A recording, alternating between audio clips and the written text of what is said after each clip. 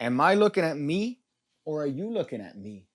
Or am I looking at me, looking at you, looking at me? Well, here's a clever card trick where you're gonna look at me. You'd be surprised as to how much value you could find in the inside of a children's book. And no, I'm not just talking to those of you that are on the registry. I'm talking about those of you that are magicians that are not yet on the registry. Take a look at this bad boy. The deck of cards is shuffled and mixed, and you're going to have a participant, not you, a participant deal the cards out into a pile, just like this. And then you tell them, you know what? Go crazy. You could shuffle the deck before you deal.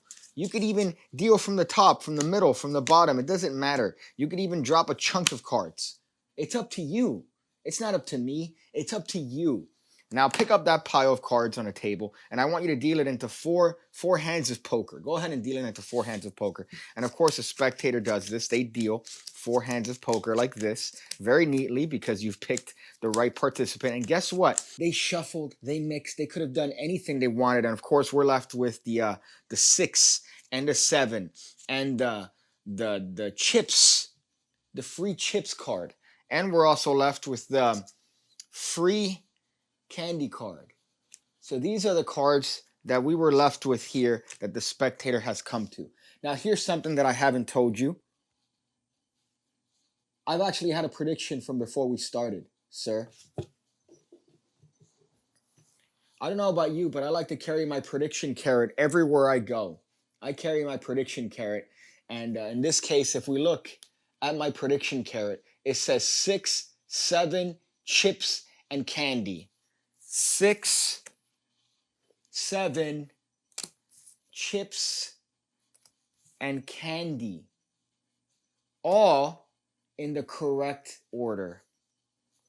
I don't know about you, but that's one that I could celebrate with a nice bite of a wholesome carrot.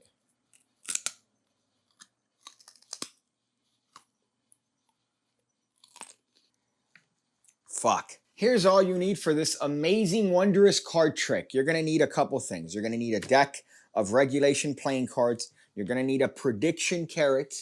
And you're going to need cards to predict. In this case, the 6, the 7, the chips, and the candy. You're also going to need to subscribe to the Pigcake Magic Academy. $5 a month gets you 2 videos every single week going over card stuff. You got coin stuff there. You have access to over 800 videos. 800 videos the moment you log on. Oh boy, what a bargain. You get 4 videos a week because I include tutorials that I don't post anywhere else. So check it out, Pigcake Magic Academy, $5 a month. I'll stop posting on there the moment I die. The only time I will stop posting on the Pigcake Magic Academy is when I am no longer able to post because of death.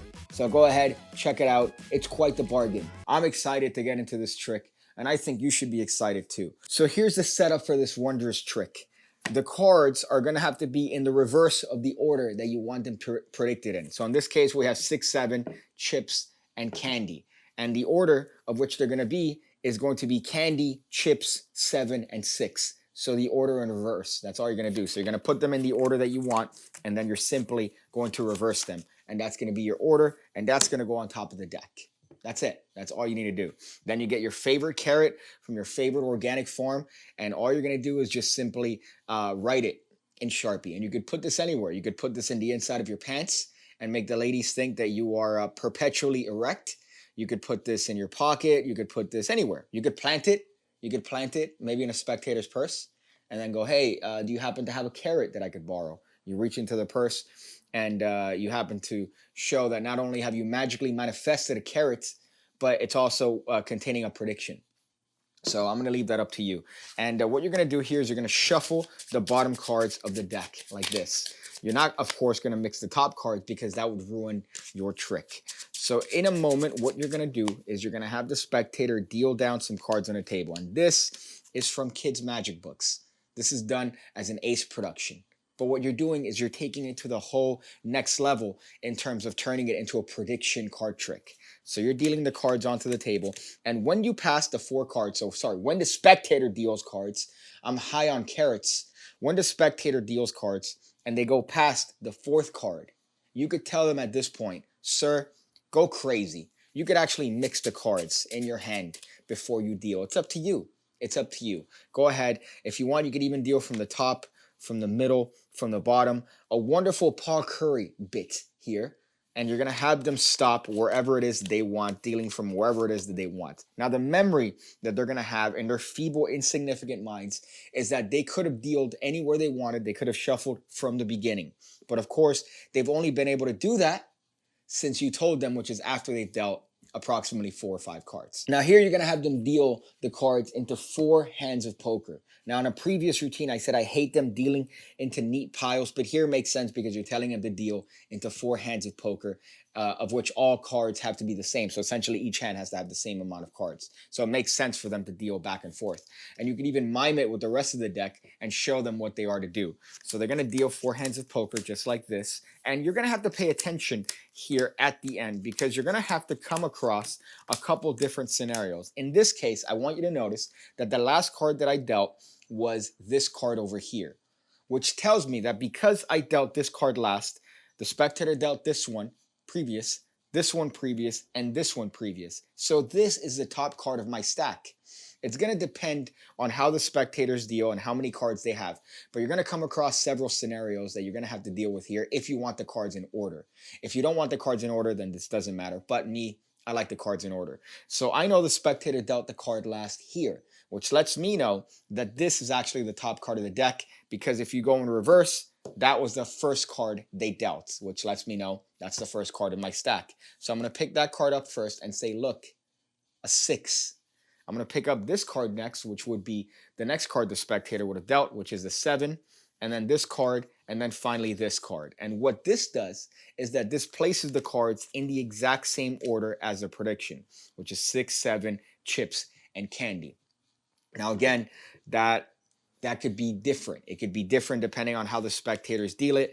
And you're going to have to pay attention as to where the spectator deals the last card, because that's where it's going to tell you where they dealt the first card. Sometimes you're going to come to a scenario where they deal the cards like this and everything is fine and you don't have to change anything up. And you're going to have 6 here, 7 here, chips here, and candy here. And you're going to be ready to blow some loads when you show your prediction carrot from the inside of the purse. So that's just an extra step. I think it's well worth it. And all you need to do is just keep track of the last card they dealt. That tells you where the first card they dealt was. And then after that, you just need to pick up the cards in the order and put them back in a different order. So you're putting them in the order of which they weren't originally, most of the time.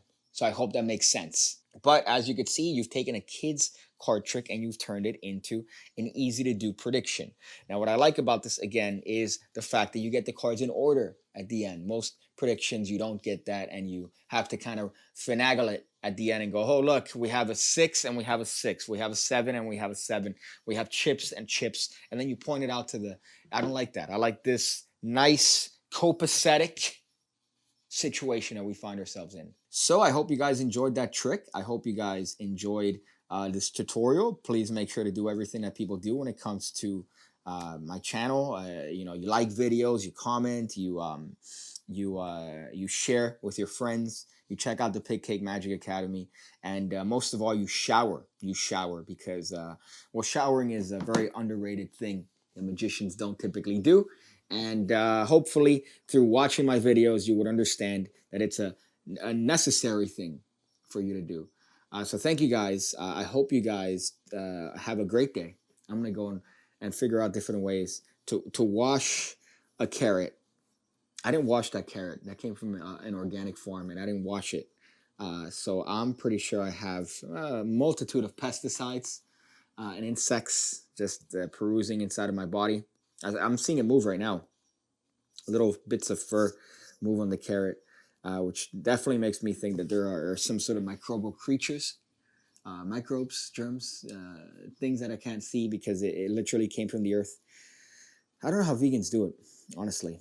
I don't know how vegans do it. They're going around not eating meat, saying, "Oh, we should only eat organic." Organic's gross. It's nasty. It's not sustainable. You're living in a facade.